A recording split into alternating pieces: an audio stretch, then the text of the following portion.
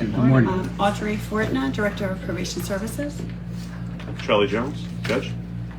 Judge Tylwalk. Sue Christner, Juvenile Deputy. Okay, thank you. Welcome, and are you going to lead Yes. the discussion? Yeah. Thank you. Yep. So we're before you this morning seeking your support to participate in a regional secure detention agreement. That would be between Abraxas Academy and several of our neighboring counties. Just as a little bit of historical background, as you know, our department's been transitioning over several years to take a more evidence-based approach to our supervision. And part of that transition included the introduction of the Padre Detention Assessment Tool in 2016 in the probation unit. And the Padre helps us determine the risk of the juvenile poses to reoffend in the community and the likelihood that they will appear for future court proceedings. And then that helps us determine whether a community approach is more appropriate or a secure detention approach is more appropriate. Since we've utilized the Padre, our detention bed use has decreased significantly. We've increased the community resources quite a bit, and we utilize them when it's appropriate and when it doesn't affect public safety. But even with the increase in these community services, we still have a need for detention beds. What we've seen over the past several years is an increased difficulty in obtaining detention beds when we have that need. And unfortunately, the pandemic has just exacerbated that difficulty. The shortage is being described by many criminal justice professionals as reaching crisis status.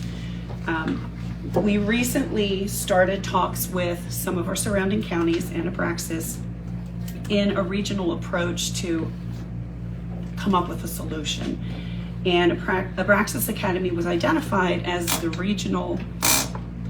by the regional participants as a viable option to address this need based on location, their current building, which would decrease the cost because we don't have to start from scratch.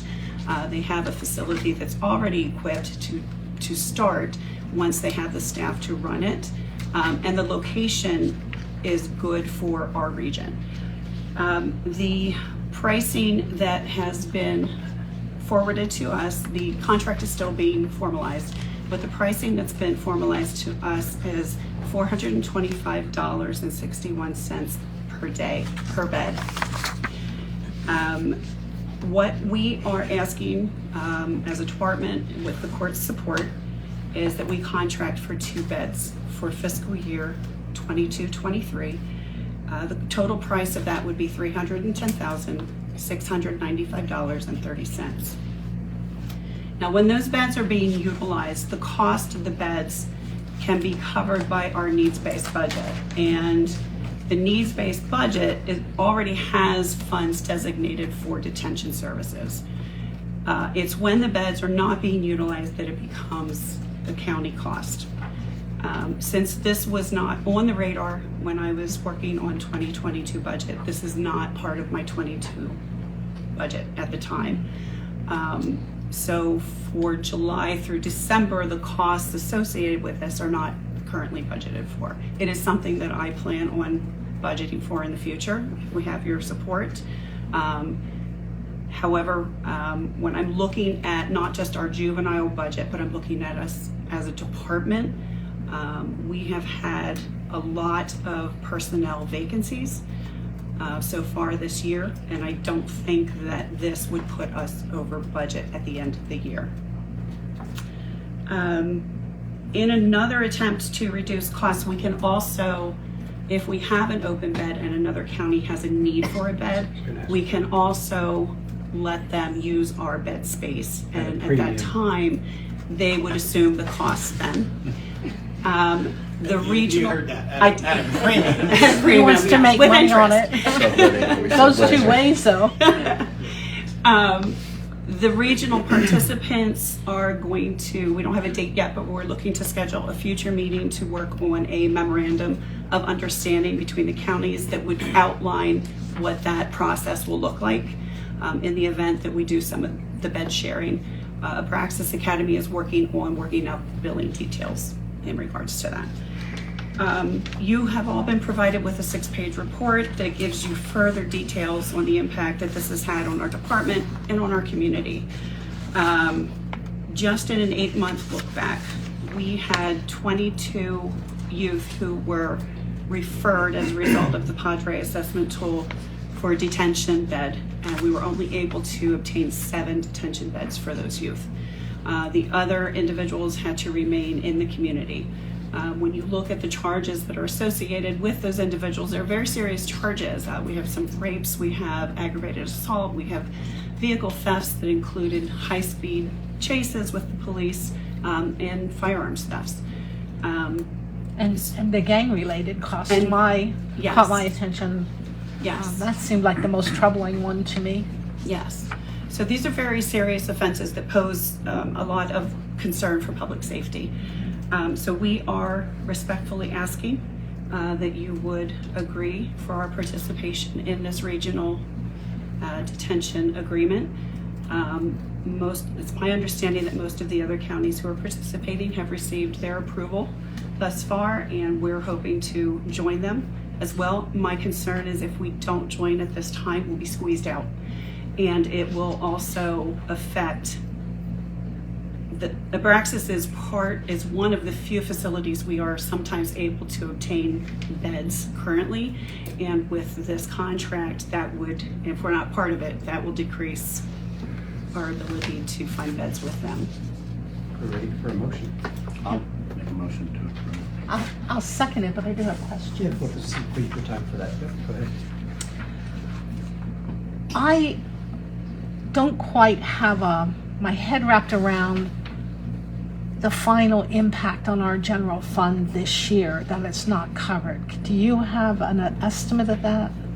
Well, if we're looking at July through December, it would be half of the $310,000 if the beds aren't utilized. $155,000. So then my follow-up question is, because a lot of this one, from what I'm reading, is caused by COVID, because people couldn't hire staff and things of that nature, is that something we can look at to supplement with ARPA funds? Well, I think she was gonna talk about if they're not, that's only a number if they're not utilized. That would be a totally empty That's number. a worst case scenario. I don't Right. think the net was one of the questions I have. What is, if you don't mind me kind of No, I'm rephrasing trying it to get to the or bottom going on line. your question, based on the needs, what of that, let's fast forward to next year, of the 310,000 that the bed never got utilized and we just had to pay for the empty beds all year long, which isn't the case, which would be the case.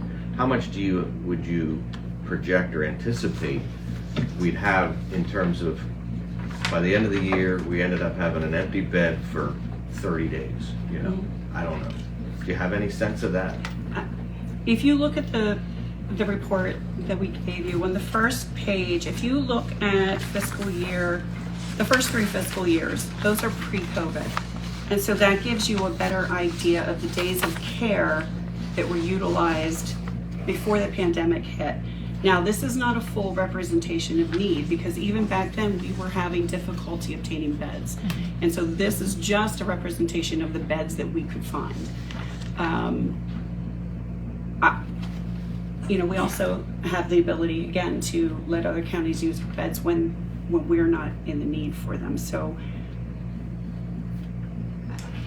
Yeah, so should we be looking on page, the last page before the letter from the chiefs? yes. That table you have there, and again, I understand those are pre-COVID numbers, but it looks to me like, the needs are there to cover it all out of needs-based budget. Like, are we really gonna end up with any days of empty beds? Maybe just by logistics we would, but because somebody else didn't pick it up or Right. whatever. So- But is there really going to be a gap here to the Just- general fund? Just to clarify, the needs-based budget can only be utilized when there's a child physically in the bed from Lebanon County.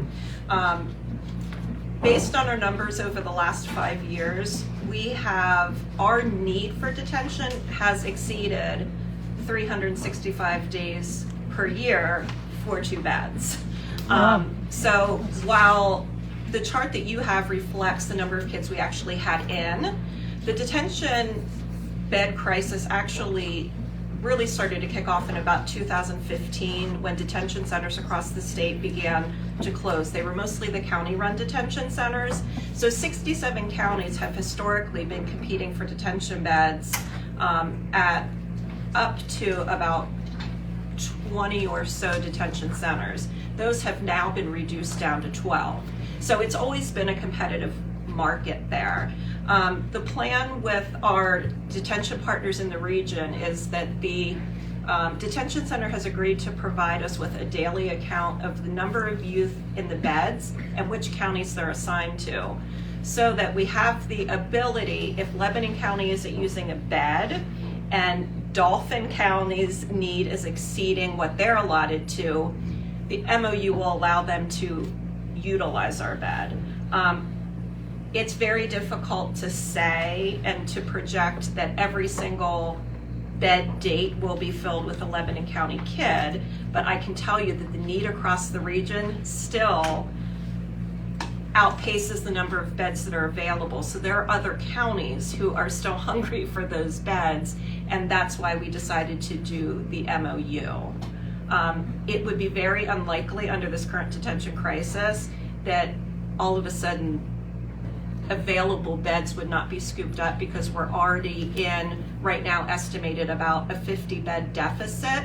And that's just with kids who are sitting in detention because they haven't been able to be moved out into placement facilities. So those kids are filling up needed beds simply because of the fact that they haven't been able to be moved out yet. It would be very similar to adult inmates who were simply sitting in LCCF waiting to move on to the state prison system. Can you tell me then, if we have Dauphin County in one of our beds, and then the judges sentence somebody to the facility, how do we claim our bed back? Do we just boot them out that day? So that's what we're working Yes. on through Okay. the development of the memorandum of understanding. So there's no delay in us having to put them out in the community? Okay. That's what we're developing. And once that's been put together, Mm-hmm. I will forward a copy to you to make sure that you're all in agreement Okay. with that as well. All right. I got it. What's your number, 500 a day for the premium? What are you thinking? Ballpark. And don't forget, Commissioner, that could work in reverse, because Yeah. if we That's what have I- to use somebody else's beds, That's true. they're gonna say, well, you know, those Lebanon County police have to Yes, So- Your Honor. I'd be I just- thinking about that. I got that have right a few away. questions. Sure. Where's the facility? So the main Abraxas Academy is in Morgantown, and that's Okay. where the majority of the case juveniles would be housed. Okay. They're also looking at perhaps an overflow at North Central. No, South Mountain. South Mountain, I'm sorry. South Mountain, which is in South Mountain, Pennsylvania, and they're looking at for like Franklin County, the counties that are located closer to that facility. Okay. So Morgantown would be the main facility. Okay. Is it in use now, or did I read that it's empty? It is in use? It is. They have their license number of beds that they have available. They did not have the staff to fully implement to their full license. They've added enough staff at this point that they can actually now place kids in 24 licensed beds. They're going to start with 24. They still have 12 more that are open and they're licensed for, so they're doing a recruitment right now to try to be able to add 12 more. The initial proposal is that those 24 beds will be open by July 1st and ready to go. But to open those beds is a matter of licensing and literally turning on the lights. It's not as though this is a building that's going to need, $2 million in capital improvements, and then they're going to assess us. The licensing is already there, Okay. in fact. Okay. It's a matter of training the new staff. They recently just went through the process similar to what you did with the prison, working out a new rate of pay for employees to attract and hopefully to retain employees. And so they've had success with what they've done. They've had 2 training classes now, I believe, one with 16 and I believe the other with 15 new employees. And so that's what they're working on right now. That's their main goal, is getting them trained and up and running and ready to accept youth come July 1st. It sounds similar to what we went through with Cedar Haven with licensing of beds and, you know, do you give them up or do you keep them? And Renova. And Renova, yeah. Yeah. I didn't read all your examples, I'm sorry. No, that's okay. What You is? should. I should. I will. It's- No, you should. There are some, I'll report back. Well, I mean, there's some, what people might look at disturbing situations Yeah. there. So my question is, what is the worst offender they'll take? I know we have difficulty placing arson and sexual crimes and things like that. So is this facility, I don't know what words to use. I mean, is this your run-of-the-mill placement? Or That's hardcore. not the right word, but you know what I'm saying. I think. so they never want to give up the right to be able to refuse. I think the issues that were brought up during the meeting were perhaps youth with higher health needs, health concerns that potentially could be an issue.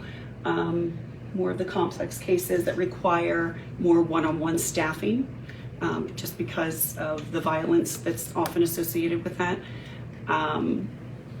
But we see that across the board. So it's really no different than the other facilities that we're currently dealing with. So they've not established any sort of cutoff point at this point. You're still negotiating. It sounds like you're still talking about that, and it may end up where they still reserve the right, but you might actually be able to place some of those more difficult cases there too. That's what we're hoping, yes. DPW regulations really impact the needs of the kids and the staffing that's required for that. So if they're not staffed adequately to give somebody one-on-one time, for example, we just had a young lady in there who was extremely violent. They were able to maintain her on their staffing. It's not this detention center, another, for 5 days. But then because of staffing issues, they couldn't do the one-on-one to keep her safe and the other kids safe. That then becomes a liability issue with DPW, and they reach out to us and say, we're gonna need you to intercede to find a different place for her, which we were fortunate to be able to. But that's something that when fully staffed detention centers tend to bring in an extra staff to do one-on-one with them, and it's just not probably the past 2 to 3 years, that's been an issue with every detention center across the state, which is why some of them actually chose to close. And my last question is related to the rate. Are you negotiating a schedule of the rates, or will they be renegotiating their rates every year with the regional group? I believe that's gonna be a yearly or Okay. contractual thing. This contract is for 1 year that they're developing. Moving forward, I don't know if they would take a larger look. Just like all the other provider contracts where we come Yeah. along. Yeah. Okay, but back to your question. I mean, I really think that I don't believe we need to consider any kind of ARPA filling it in or anything. It sounds to me like the only reason we may be faced with a vacant is because someone couldn't act quickly enough for another county to slip in there, so a day or two may have gone by until it gets used. There's a Maybe cautionary thing about using ARPA funds for continuing expenses. That's true too, yeah, for budgetary stuff. Yeah, you're right. So that's another Thank you. issue. Thanks. All right, I guess anything else? I don't mean, I hope this isn't a stupid question, but you said is 2 beds enough? Well, we're not sure of that, and so we thought it was a good place to start. We were looking at community safety, but we're also looking at financial responsibility. And, when we looked at our numbers pre-COVID, we thought that 2 was a good place to start. The nice thing about the contract expiring after a year is hopefully there'll be potential, if we need more, to go for more. I can tell you that at least one of the counties is signing on for this year, but the expectation is they will be finished after this year because they're working on developing their own detention facility in their county for that specific county only. And we're seeing that a lot. We used to be able to utilize Lancaster County Detention. They are now only serving Lancaster County youth. York County is the one that's working on their own detention Much bigger. center. Yeah. Yes, yeah. And so that could potentially open up the door for some more beds if our need is there. So the capacity is it 24 beds or 36 beds potentially? It's 24 to start as of January 1st. They have the capacity to add 12 more beds and go to 36, which they plan to, because the requested needs for bed within our region was about 15 beds shy of the 24. That helps us to be a little more comfortable with the fact that if we don't have a kid in a bed, the needs of the other counties show that somebody is going to need that bed. So 36 is max. At this point, unless they license for more. The entire state, because the detention crisis is looking to go to regionalized detention, if and when that fully implements, detention centers will be very specific to their geographic region. So it'll make it a little bit easier for people to figure out what the actual need is for that particular region. Right now, all 67 counties are competing with all of the detention centers in the state for beds. Allegheny County recently closed their detention center, and that has caused a huge problem because it's a very large county, and so they've been looking and moving east, which has just compounded the problem. And the drive time was significantly lower, round trip an hour and a half less than any of the other facilities. So, Correct. I mean, that gets your staff back in town to do their work more Correct. quickly. Yeah. Well, we appreciate you thinking of using your vacancy rate as a means, but it almost sounds like that's not going to be much of an issue, but at least that'll get us through this budget. So, okay, we're ready for the question. All in favor of the motion, please indicate by saying aye. Aye. Aye. Opposed, same sign. So moved. Thank you Thank very you. much. Thank you all. Before we leave, I wanted to give kudos to Sue and Audrey in the preparation of this document. I think they did a super job really laying out what the issues are, providing you with the justification and kind of clear, plain language that you can understand. I think it's right to the point, and they did a really, really good job.